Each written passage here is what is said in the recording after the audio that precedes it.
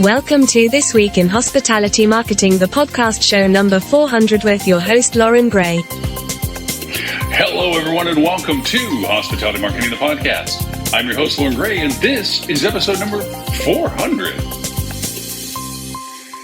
So each week we spend around 20 to 30 minutes sharing the most interesting tools, news, and techniques being used in marketing for the hospitality industry. We also do a quick recap of our weekly live TV show, This Week in Hospitality Marketing, which airs every Friday at 11:30 a.m. Eastern U.S. time on the Hospitality Channel TV station. So then, let's get started. And now, today's new resource tool. So our tools for review this week, actually, for the first time, I think in a very long time, are not actually tools as in platforms and apps that we're going to direct you to. We're going to be directing you towards research and discovery. And I guess the tool that we can refer to the most is going to be YouTube. If you're not familiar, and I would find it odd that you wouldn't be, as to the learning ability with YouTube. If you want to figure out how to put a screw in a drywall, or if you want to know what the different screws are in the world, whatever it is, there's somebody that's made a YouTube video about exactly that. It is remarkable, the creativity, diversity, and sheer quantity of videos that are made for people that teach things.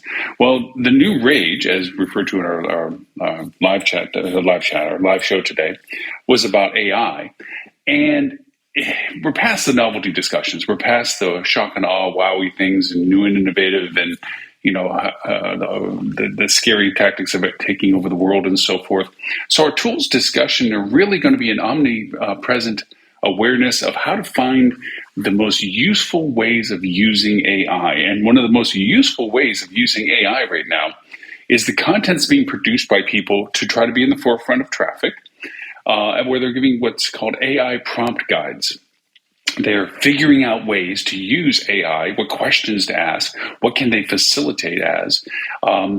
And from that, they're making videos that say, hey, you can ask it this. Hey, this is how you ask it this. So our tool for this week, ironically, is a single entity of research, which is YouTube, looking for prompt generation for AI. But we're going to get a little more particular about this in our technique discussion. So although I'm skipping over kind of sort of the tool section because we're not directly talking about a tool, let's get into our technique discussion of the week.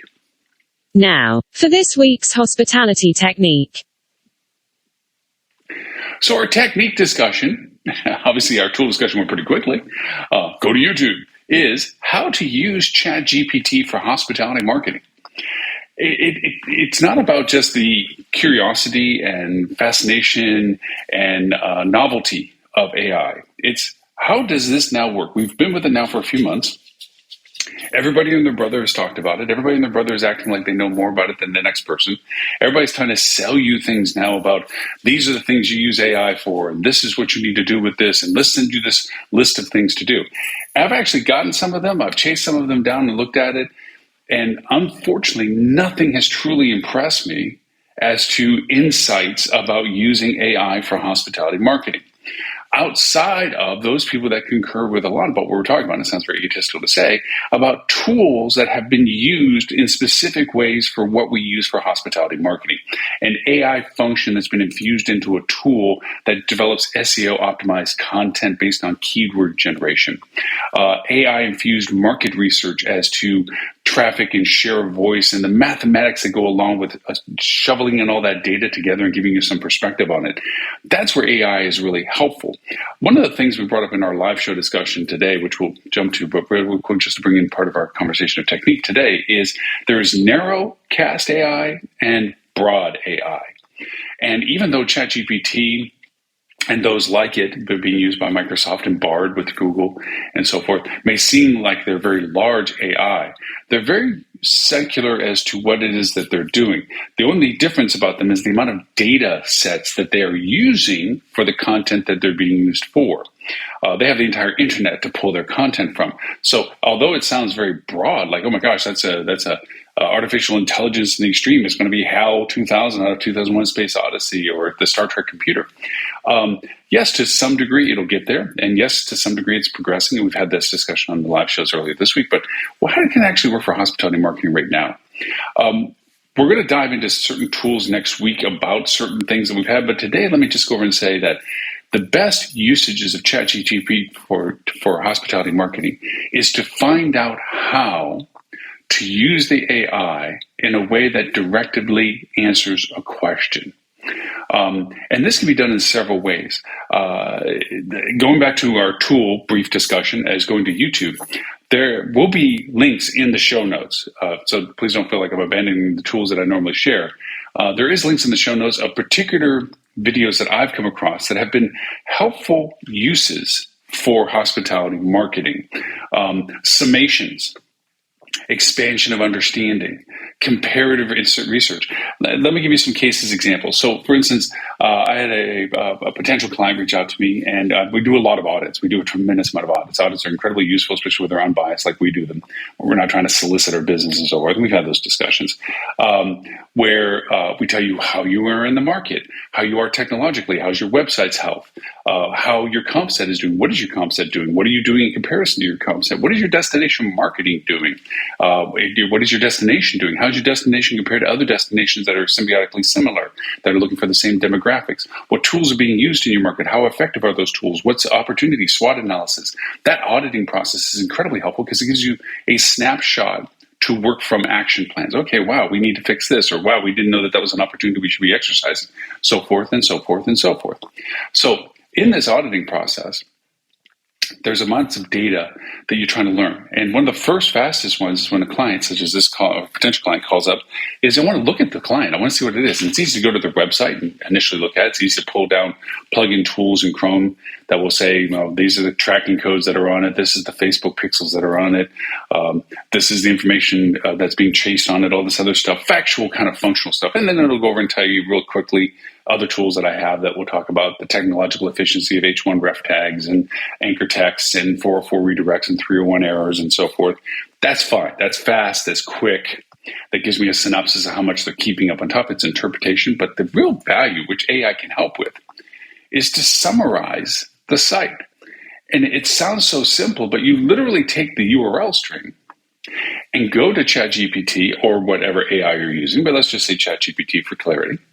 And you put it in and say, hey, summarize this site. And it will go and look at the site, and it will tell you in very succinct way what they're trying to do. Now, the interesting part of it is if it echoes the sentiment of what the potential client says that they do, or what their goals are, or what they think they are doing, then that's great because ChatGPT is agreeing. The website makes it sound like that. The website is sharing data that relates to that. The website is organized in the way that does that. But if it does go differently, where ChatGPT actually describes it differently, it's a cause of why did it do it differently? And I found this to be a great stick in the sand starting point where I go and look and say, okay, you say that your website is all about the family destination marketing of where you're at, so forth and so on, but your ChatGPT says that it's beach-based, spring break, adventuresome. It doesn't sound like that's in sync with what you think you're doing, unless, of course, those aspects are how you portray your family engagements. A younger family, they want to do more of those things. Then it might be more, but the idea is, again, stick in the sand. It's a nice starting point to say, interestingly, the summation of your website doesn't match what you say you're doing.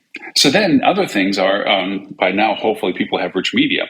You could take a YouTube link and say, too little time, not enough time to give this to ChatGPT and say, hey, summarize this video. One of the cool tools, again, as you're pointing out with this ChatGPT, is summarization. Put the link in for the video. It will actually go look at the video. It will also look at the depth of the video in the sense how it's indexed, how it's researched, how it comes up with results, because it can. And it will go over and tell you what the messaging is of the video. And the interesting part of that is, does that match what you're finding about the website, about the client, about so forth? So the videos are another step in the progression of perspective. It's one of those things where, and I think you may have had this from time to time, so you have your teammates and you're working on a project and your teammates know you and you know your teammates and you know when they ask you, hey, take a look at this, that they're looking for something that they're wanting to find. They want affirmation from you that you see something the same way that they see it. And that biasness goes into the process of how things are discovered. With ChatGPT, it's more of an unbiased perspective of the content. It's just looking at it straight up for what it discovers on it and how it sees that discovery and accumulation. So you're getting an unbiased viewpoint that doesn't require the time consumption of another team member. It doesn't require the biasness of what you're twisting this is. Like, well, we don't want to say that because that's not into our service profile as an agency. So we want to just make sure that we only talk about the things we can succeedly solve or whatever. All that biasness goes away. It literally says, hey, this is what the video is saying. And if it doesn't jive with what you're discovering in your research through your auditing process, it's another avenue to pursue. Why doesn't the video echo what you're finding in the content of the website? Why is the video focused on something different than the website? Now, obviously, videos that are selling a particular offer or promotion or something may not be as resonant to the messaging of your website, but there is videos that are about branding and about the product as a whole or the value to its destination that should resonate with the core values of the website. So ChatGPT is a great, for better, I wouldn't say unbiased, but it is unbiased in this circumstance, perspective on the content you're discovering about clients. Some of the things about getting up to speed very quickly is that sometimes you get approached with issues, and this goes for people that have multi-properties, that you're not intimately filled with everything that's going on with each of the properties' destination markets. You don't know about every detail of the festivals and so forth. You mean you're probably much more aware than the average bear, but you're not in that local perspective. You're not at that property and know that the weather is not exactly super perfect that day. And because of that, locally that they're saying traffic, there's a breakdown on one of the roads, so that the access to a particular venue or event or downtown area or your location might be troubled. That localization data knowledge is not intimately known at a corporate level for every one of its properties, especially large, huge organizations that have hundreds of properties. It gets even more blunted. But with ChatGPT, you can find out some great perspectives. You can ask and look at destinations. So again, going back from the auditing perspective, do they jive with what your core messaging is for the property? If you look up the destination on ChatGPT of like, why go to XYZ location for March 1st through 14th? It should come up with the events that you're aware of. It should come up with the reasons that you've already solicited in your content for your website. It should already have come up with the things that you already are related to in your content expansion of your ads and your promotions. And if it did, it's affirmational. If it didn't, it's discovery. It means that what you're doing isn't exactly the way it's often seen by everybody. Now, with that comes the grain of salt of, is it relatable to your demographics and the personas that you're targeting for that interest? You may know that, hey, that's how they see our destination, but our hotel is not seen as that point of our destination. That's for those hotels over there. Our hotel is more metrosexual, urbanesque traveler, and we don't cater or relate ourselves to that core destination value. But that's good to be discovered. That's where you see the information put in front of you to say, okay, why are we not that? Because we don't want to be that. We're not that product. We're the product that goes for this aspect of the market, this segment of the market. That, what you're getting from ChatGPT, is an omni view of our market. And that's good because that gives credence to your strategy. It validates the angle and the direction that you're going for your focus and your targeting. If you were too homogenistic and trying to please too many people, one minute you're a family-oriented resort and the next you're an adults-only resort, it's hard because there is no defining line. It doesn't stop on a Sunday night and begin a Monday morning. There's dilution. Families are showing up while hedonistic adults are walking around. That combination is oil and water. So if you're not those things, if you're not trying to be homogenistic in everything, that you could be everything to everybody, then you are picking a path of your segmentation of your demographics, then looking at how your market is perceived can give you a sense of what more you need to highlight about yourself to better identify yourself as the choice for the targeted audiences that you're looking for.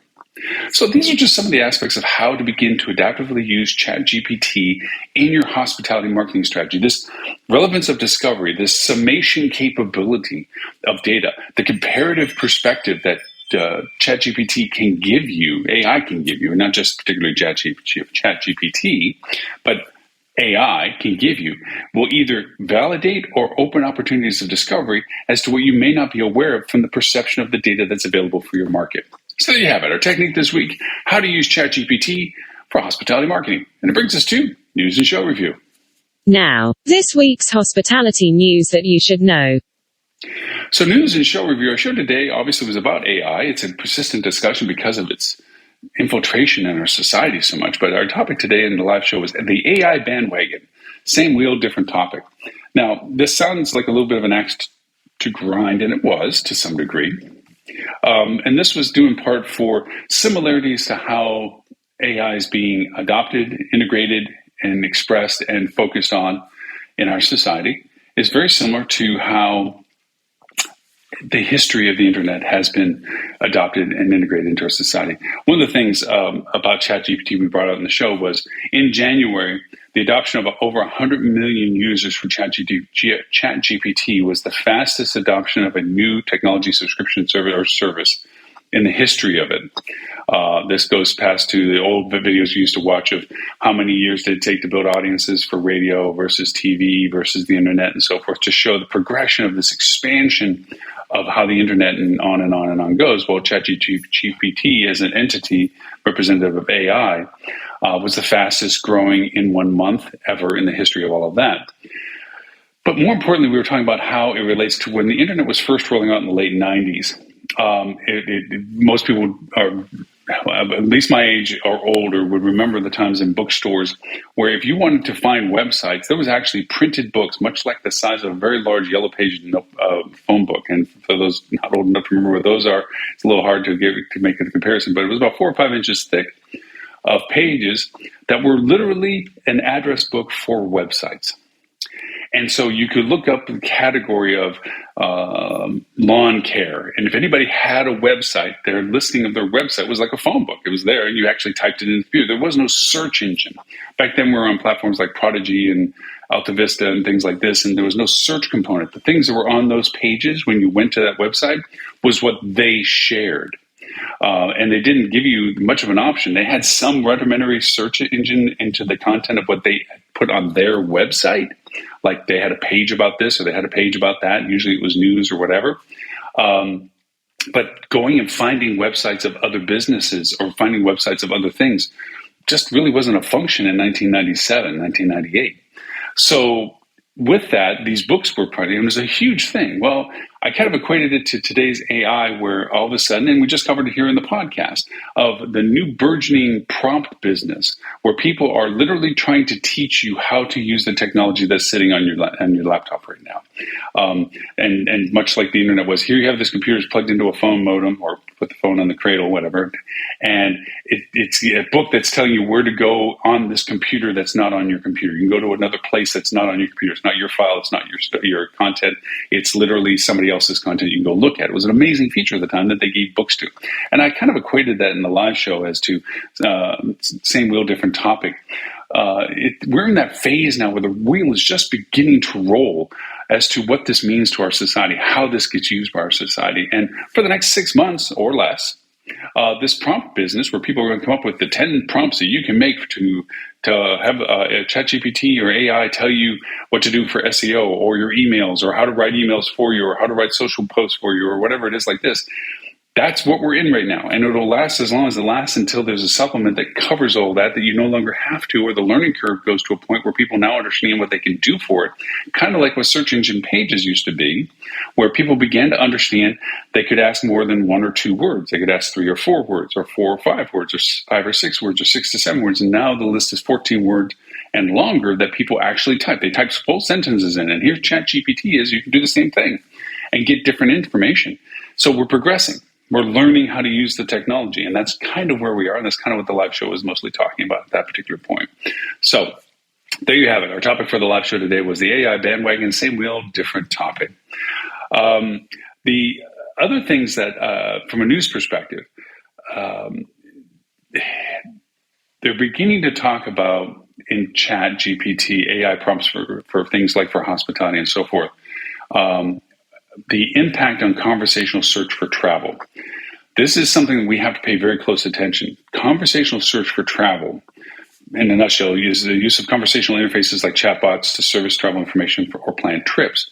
This is your ability to communicate with a search engine that will give you more and more tailored results based on how you ask the questions. And you say, well, I'm already doing that with search engine result pages. No, you're doing this with search engine result pages by asking a question, finding the variances of results, and within those variances of results, choosing the most applicably interested to you in the hopes that it's closest to what you're looking for, and that burgeons to another path of discovery, and so forth and so on. ChatGPT, conversational search, is changing that to staying in this single directive. And what I mean by this is by asking and persistently asking the question past itself, like, where do I want to go? I'm thinking about New York or Miami. Okay, well, here's the reasons why Miami is so great for March of this year to that compared to New York of March of this year to that. And it will actually conversationally guide you through the process of decision, very similar to how you mentally go through the decision process. Oh, New York's cold, Miami's hot. New York is more expensive, Miami slightly less.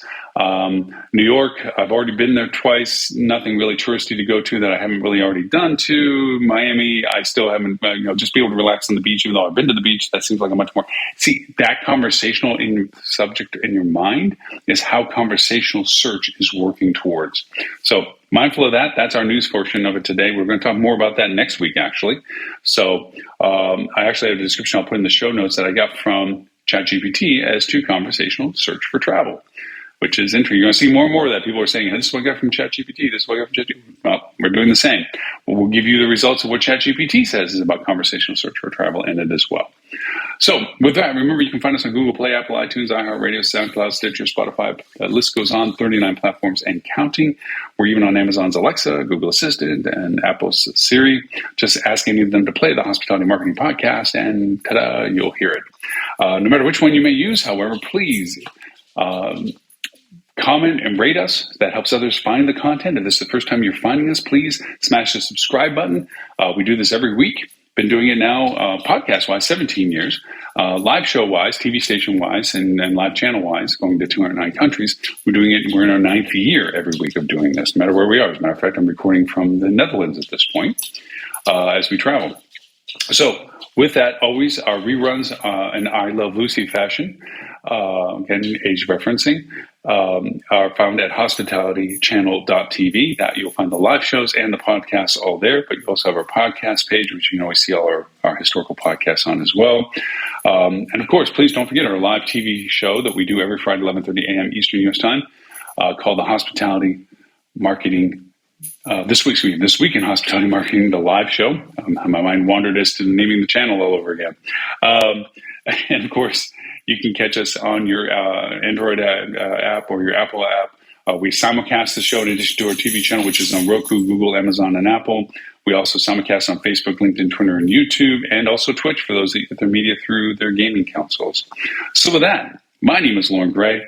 I thank you for the privilege of your time and look forward to talking to you next week.